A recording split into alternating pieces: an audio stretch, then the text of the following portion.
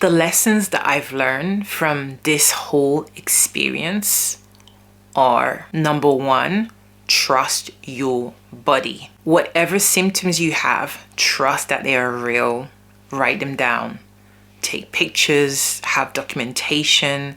Be your own medical physician first and foremost, because you know your body more than anybody. No one can tell you anything different. The second lesson that I've learned is that emotional dismissal is very, very real. But you have to validate your experience, regardless of how much people want to dismiss you. You have to believe and validate your own experience, because no one's going to do it for you. The other unfortunate lesson that I've learned is that racial bias in healthcare is crazy. I felt like a liar. I felt like a criminal. Oh, the only crime that I was committing was share my pain that I was hurting. But no one was taking that seriously. You have to be your own advocate. The next lesson that I've learned is that loneliness and suffering can be very, very real, especially when people don't understand what you're going through, or they may see or listen, but they don't understand or feel the frustration or the physical pain that you're enduring. It's very, very difficult, and it's so important for you to fight for having the right communities and the people to support you. The final thing that I would say to you, it's your duty to reclaim your voice and your space. For me, sharing is so important because I didn't see any woman who looked like me.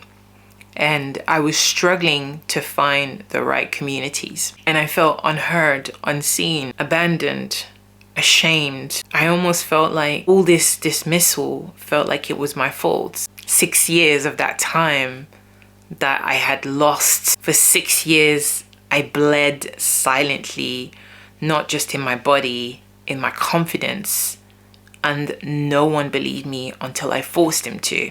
Too many of us are taught to tolerate the pain instead of talking about it. And so we internalize the idea that silence is strength because everybody says, hey, you're a strong black woman. It doesn't apply. I'm just like sugar. I dissolve in water, okay? When you're unable to do that, it really costs you your self-esteem. The impact of not feeling emotionally safe is real. Medical gaslighting and gender bias feels like almost like a movie. Am I experiencing this in my body? Am I really seeing this? Am I hearing what people are telling me? Is this really happening to me? Then it builds that shame around asking for help, for information. You can't give up on yourself. When I saw the story of Venus Williams experiencing the same thing and Lupita Nyong'o, it really made me realize how much more I needed to make sure I shared this story in this month of July, which is Fibroid month.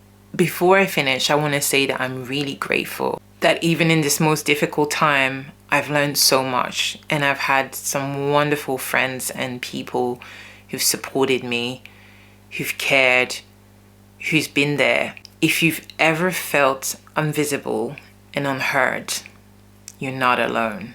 I see you.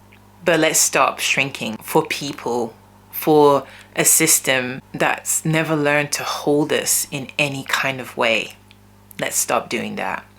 Let's build safer rooms for each other, even if you don't feel the same way. Thank you very much for listening.